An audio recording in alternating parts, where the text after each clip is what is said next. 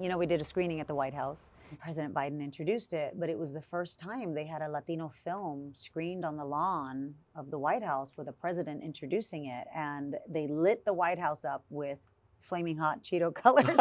So the whole White House looked like a big Cheeto. Yeah. And to see 1,000 Latino, they had blankets and, chairs, and they just were watching the movie, and to see them laugh and cry and cheer and mouth the words back, like they felt seen. And I think that was, the greatest gift I could have gotten back from making this movie.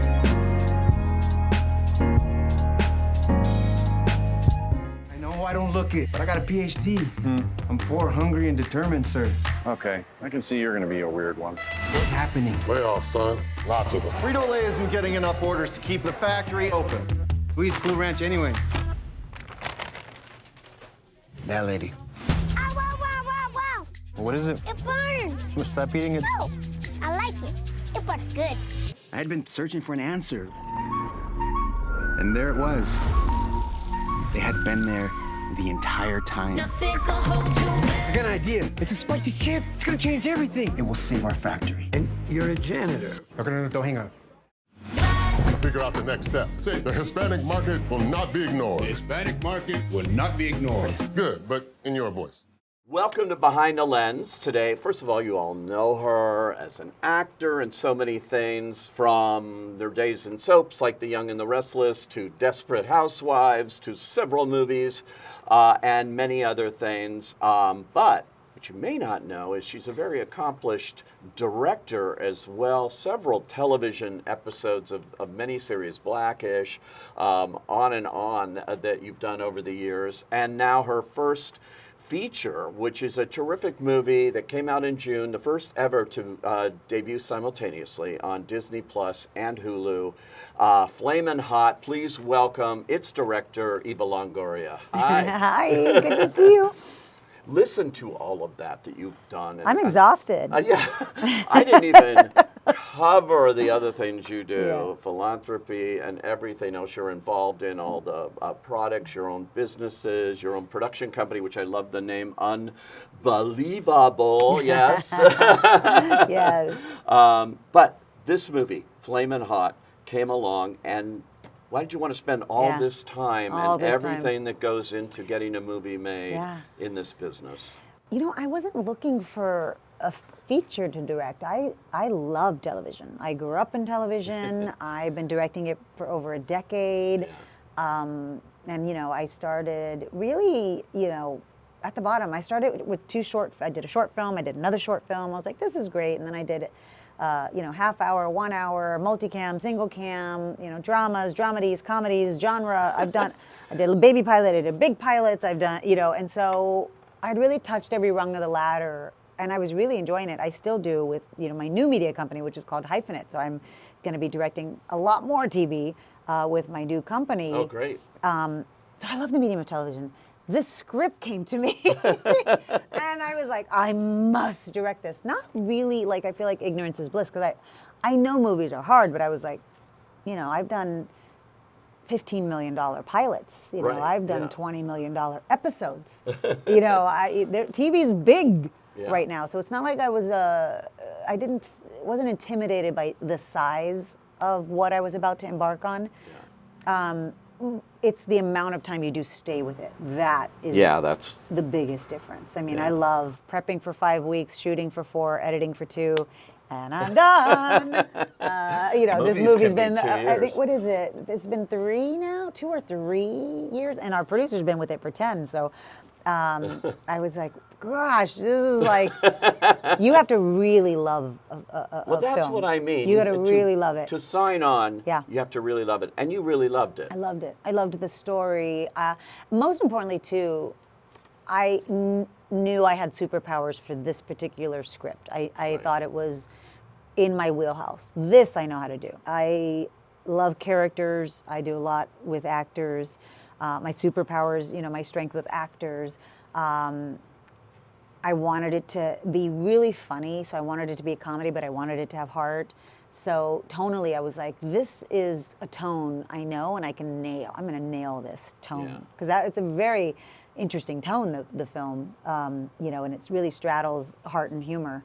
So it's not earnest or saccharine, but it's Right, and it's not like by the numbers No. biopic. No. You know, obviously you're taking a lot of dramatic license when you do anything like Yeah, this yeah. to make a movie out of it, a 2-hour movie. Yeah. It's not.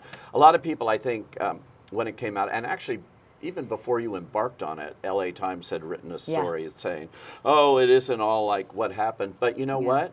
Such an inspirational story Yeah. in the Latino community in particular. Yeah. A guy who can rise from being a janitor in a PepsiCo plant Yeah. to the marketing, Yeah. you know. Yeah, 40 years he Yeah. worked at this company. Which is Worked his way amazing. up, yeah, from yeah, being a you know, janitor. they said, you know, he didn't quite invent Flamin' Hot. Right, he wasn't the food chemist. Yeah. He didn't mix maltodextrin with glucose becabite. I don't know. Right. I don't even know.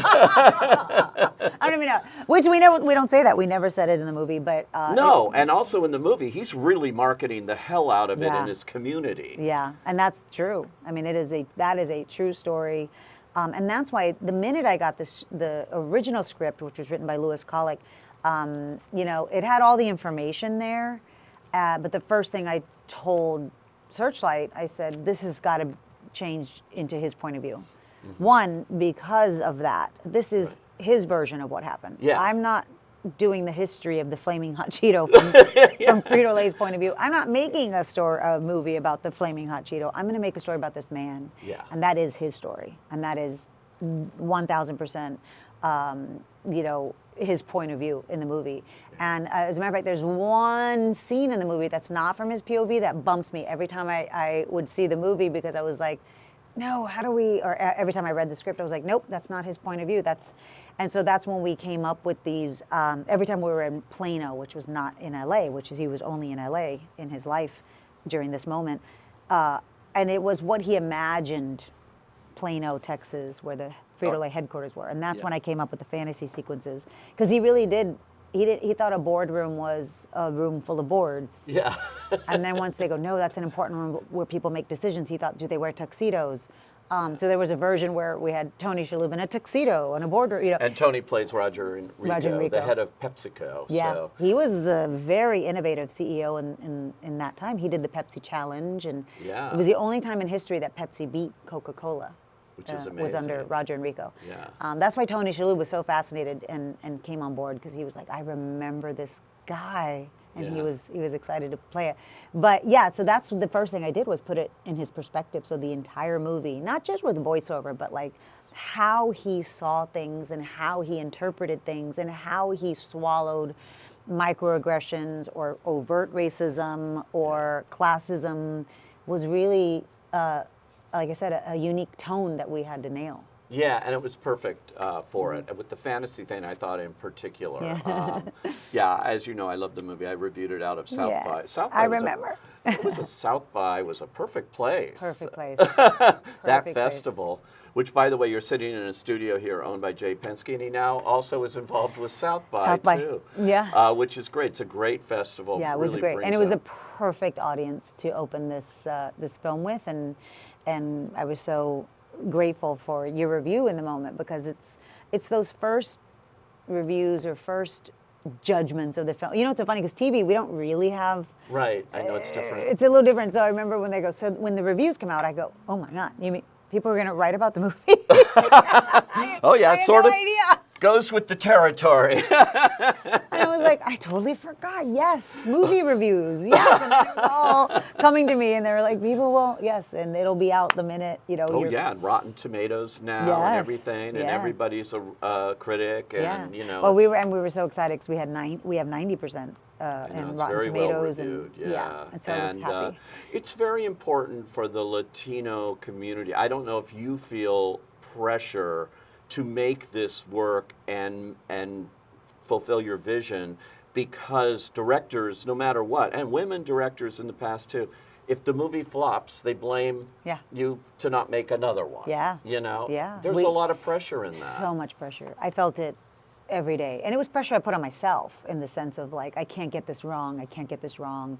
Not only because I'm Latino, but I'm a woman. You know, I don't want it to be like, yeah, we hired a woman one time and she shit the bed. You know, you're like, nah.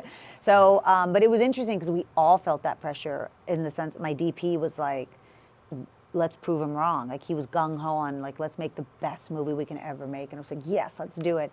The actors felt the pressure to deliver on these characters because they don't get chances like this to play, like Jesse, to play 3 different decades. He had to be funny, he had to be vulnerable, he had to be Jesse Garcia, Andy Gonzalez. Like we don't get these roles. Yeah. And so they knew the responsibility they had, not just because it's a biopic. Like you have that responsibility of like, doing the man justice who's still alive and is on set, you know. Was he on set the whole time? Not the whole time, but he was there and he was part of the process the entire way. But they also felt the responsibility to our community. And our writer, Linda Yvette Chavez, same thing. When we sat down, we knew we were gonna probably bump up against resistance from our own community in the fact that he was a gangster, he was a gangbanger. Right, and his wife was And his wife was too. But this is a true story. And I think that arc, I would say the character arc, but it's really their arc and their real lives, Judy and Richard, to go from, you know, selling drugs at 11 years old. Yeah. Their parents were drug dealers and their grandparents were drug dealers. They were in an impossible scenario and they did not have a choice. And so to humanize that issue and then to see where they've ended up, and to see where Richard is today, I said it's important we know that story where they started. Gloss over and not gloss that. over it, and not you know soften the edges of what it means. And so there's another character in it, Tony, who is real character too. Selling drugs to pay, you know, for his mother's cancer treatment. Cancer treatment. Yeah. So there's true story. Is that? Yeah, too? that was a true story. Wow. We added that in because it was a true story. It wasn't in there originally. And I remember we had a note about it. They're like, I don't know if we don't have to explain why Tony's dealing drugs. I go, we should explain why Tony's dealing drugs. I think it really, really makes a difference. But in the film, the voiceover is, you know, he's running from the cops and he has his bandana and this was a picture we took of Richard's life. So we really replicated his entire outfit from this picture in the 70s. And it freeze frames and it says, okay, stop. Before you start talking trash about why do Mexicans always got to be gangsters in movies. I didn't make this up. I lived it. I lived. This is my truth. And I think everybody, once we had that qualifier of like, this is what we're going to say the truth. It made our community understand it and go, I see why she has to show that so that we can get to the other side of the rainbow, you know? Yeah. You not only provided all these roles, which are great for the Latino acting community, but behind the camera, it's 100%. Not 100%, well, but almost, 90. Right? A lot. For a lot, yes. We all Latino. department heads, most department heads, maybe except one.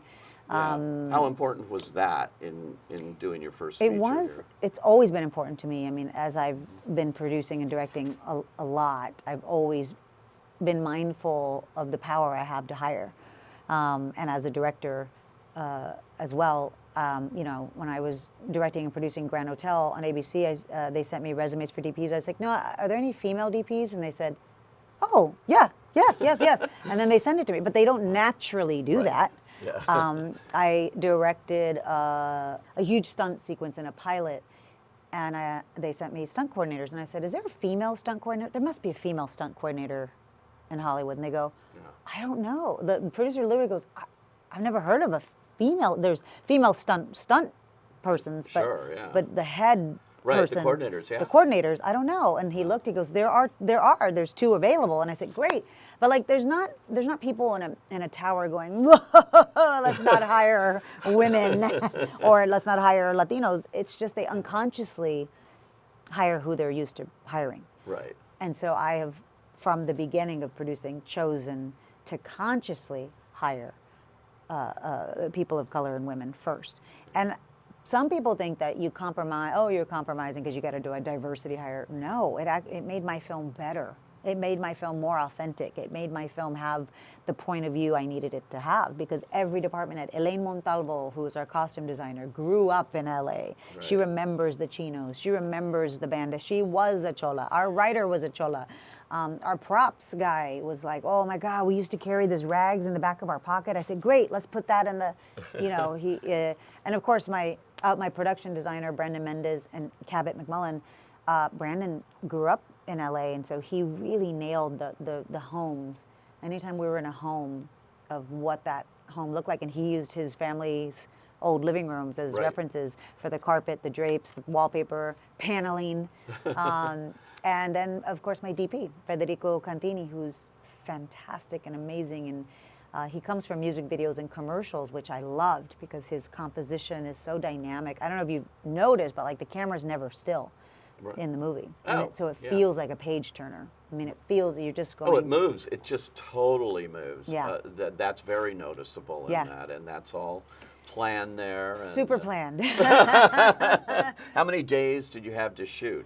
35 days. 35 days. 108 locations. Wow. Sets, 108 sets. Yeah. Because some So locations you've got to served- move. You don't want to fall behind. There wasn't one day we dropped a scene or punted a scene to another day. We couldn't. Wasn't an option, but we didn't, just so you know. And then we had to build the factory. We built that Frito-Lay factory, so much so that when people came to visit, they were like, you could make chips here right now. Like, it was so good. Why did you have to build? Why not? Frito-Lay must love this publicity. Because speaking of, we were talking about AI earlier. It's all mechanized. There's no people in those factories. So I went to see a Frito-Lay factory, and it's super quiet. It's very quiet. It's machine. There's like 3 guys on the floor that fix the machine, and Oh my but God. like the bagging, the people who would get the bags and put it in a box, that was a person, and then there was a person that would close the box. Right, and then there was a person that would put a sticker on the box. Wow. And then there was a person who would load it into the truck. All of that, it's mechanized now. This is how it's changed since Richard's time. Yeah, because today in 2020 we couldn't shoot in today's factory because in this time we were doing a a period period piece. piece. 1980, yeah. 1980. That's so. And Richard was there keeping us honest about that. He's like, no, it was like 6 people here that it took to put the bags. 1, 2, 3, 4 Doritos per box, per row, but now a machine does it, stacks it perfectly, and a machine puts it in the truck. Oh my God. You know, and so we couldn't use a Frito-Lay factory. And plus, they operate 24/7.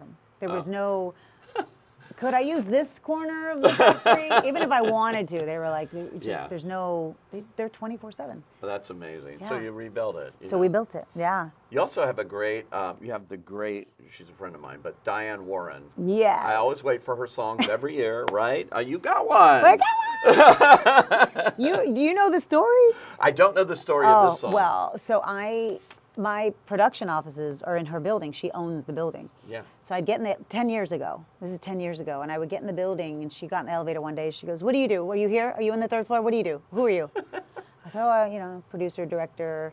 I'm on the 3rd floor. And she's like, I want to write a song for your movie. And I said, well, I don't do film. I do TV.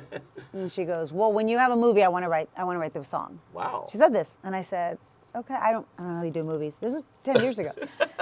And then years pass. Every time I see her in the elevator in the building, she's like, I'm going to write that song for your movie. I'm like, I don't have a movie, Diane. I don't have a movie. So then finally, it's announced in the trades, Eva to direct, biopic Flaming Hot Cheetos or Search Light. She calls me. Oh my God. I'm writing a song for the movie. I go, Diane, I have it. There's no script.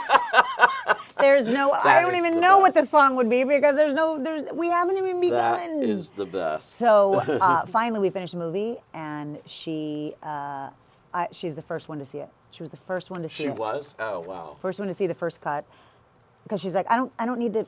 It doesn't need to be finished. I need to see it. I want to see it. So she sees it, and it goes to black, and she goes, okay, I got it. It's called Fire Inside. Yeah. And it's about people, nothing can hold you back, nothing can keep you down because you got a fire inside. And she starts singing the song. This is how genius Diane Warren is. She sings a song, and she goes, who should we get to sing it? I said, it has to be Mexican American, and my dream was Becky G.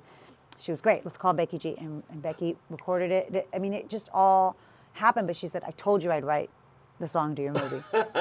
And I was just like, wow. And it's amazing because the song is so encapsulates what the movie's about. Right. And so I always am fascinated by soundtracks of films and how the theme of the movie is, musically interpreted, and Diane is the best at that. She's the best. She's unbelievable. She's written like 100 movie songs and things. That's 13 the only songwriter nominations. to have an honorary Oscar. Yeah. Because she loses every year. I know she says she's the Susan Lucci of of the Oscars, but I was like, this is the year. This is the song. Oh yeah, no, This is the song. It's so good. She even has another song this year. She always is competing against herself too. Yeah, but yeah. Frito-Lay, did they love it? Did they have a loved lot of it. cooperation? You had to get all those packages. They didn't cooperate, but they didn't hinder us. They were like, "We love Richard. Go make his story." I mean, they sent us all the product for the movie though. 'Cause Yeah. we had to go through a lot putting them into the machines, and so we were like, "Are we gonna have to buy? Are we gonna have to buy this many Doritos?" Because it wasn't just Cheetos; it was Doritos, Cheetos, Pringles, Sun Chips. They make everything. They make everything. Oh my gosh. Yeah. You go And so to- to have variety in the factory, we needed everything all the time.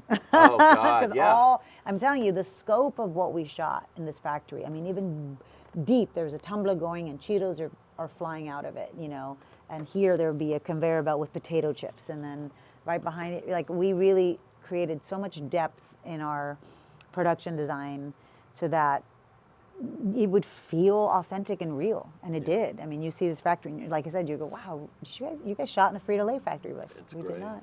I love the fact too that Searchlight Pictures just was 20th Century Fox, so it was the Fox fanfare. The movie opens with a variation on the very famous Fox.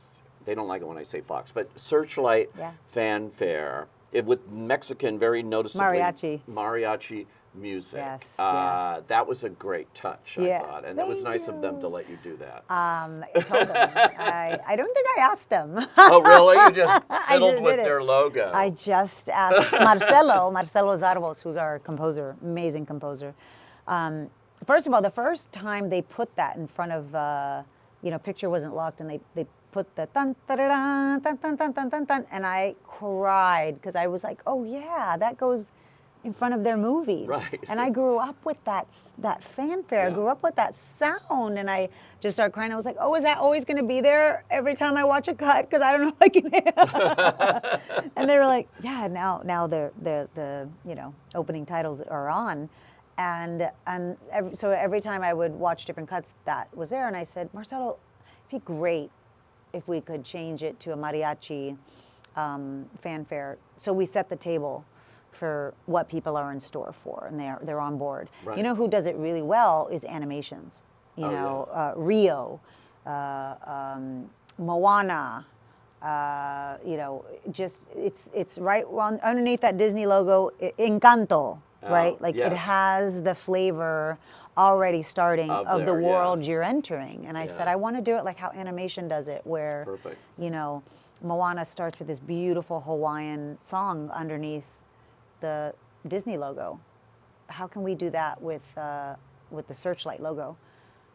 And I forgot that they had their fanfare, and I was like, well, we have to do it there. And so Marcelo's like, okay, and he took a run at it, and I said, more horns. I want a grito. A grito is like when Mexicans go, "Ay!" If there's one in there.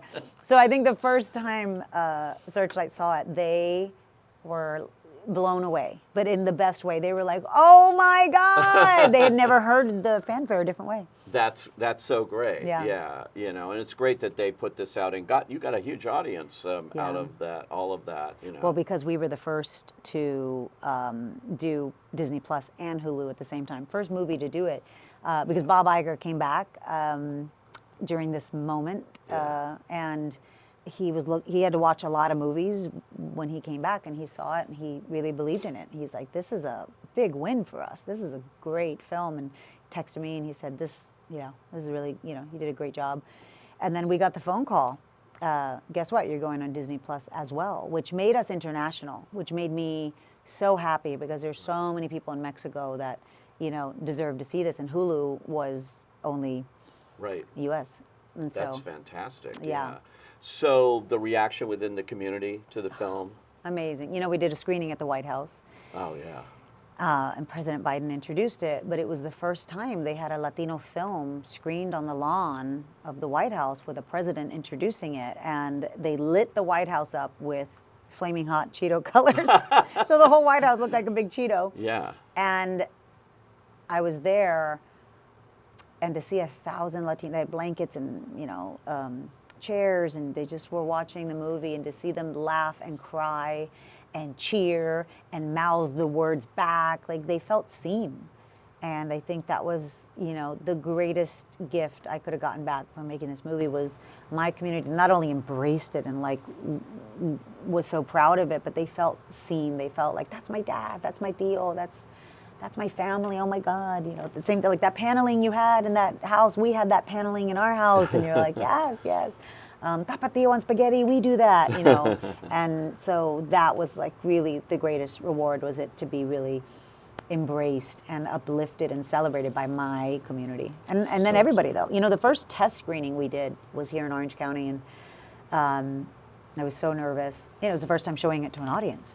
And we watch it, everybody's, applauding. They laughed in the right places, they cried in the right places. I was like, good job, audience. You did a good job. But when we got the scoring back, even the moderator, she was like, oh my gosh, I don't even believe this. It was like a 95% score. And I was like, oh, with Latinos? And she goes, no, 95 white, black, Asian, Hispanic. It was 95 across the board. So it wasn't that we liked it more. Everybody loved this movie. Yeah. And then as we did international press, we were talking to Germany, and they were like, we have a lot of German interviewers today. So the first half of the morning is going to be German press. And I was like, okay. And they loved the movie. And I said, do you have Flaming Hots in Germany? They're like, no, we don't. And then we had Australia, and Australia was like, this is amazing. I mean, we don't have them here. And I think they're like $25 a bag or something in Australia. Yeah. That's wild. Yeah. Maybe this will help. Let me tell you, sales definitely had to have gone up. I mean, sales had to have gone up It with definitely, this movie. right. So what do you do next, feature-wise? Are you now, has it lit the fire inside on on doing more movies?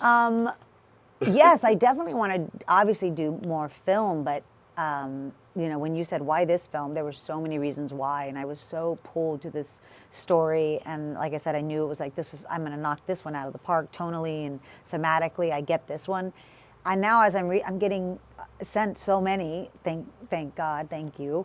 But I'm reading them, and I'm like, like I don't have a tie to one or the other. Yeah. I'm like, really? I don't think this is not my strength. Like, I don't think I Right. can do this. And not like that you can't expand as a director, but there's just certain films I want to make. Yeah. And I'll know it when I read it. And then there's a lot I have in development with Hyphenate Media that I really want to see come to fruition. More biopics of heroes from my community that are astounding stories and entertaining as well. So, Yeah. I really like the biopic. I don't want to get stuck in the biopic because I like fantasy world as well, but I don't know. And I feel like the pressure of the sophomore movie is a lot. It's real. Oh yeah, Yeah. but it's also an opportunity. Yeah. To bring stuff, you can say, hey, the other one worked. Yeah. Let me try this again. I'm very, very lucky that my first one worked, and it's well received, and it's had so much success that I'm able to go, what do I want to do next? And that's a good position to be in, and I'm really I recognize that privilege. Yeah. Well, thanks for sharing the secrets and all the behind the scenes and behind the lens goings on Flamin' Hot, which you can see on Hulu and Disney Plus, and check it out if you haven't seen it yet. So good. Thank you, Eva Longoria. Thank you.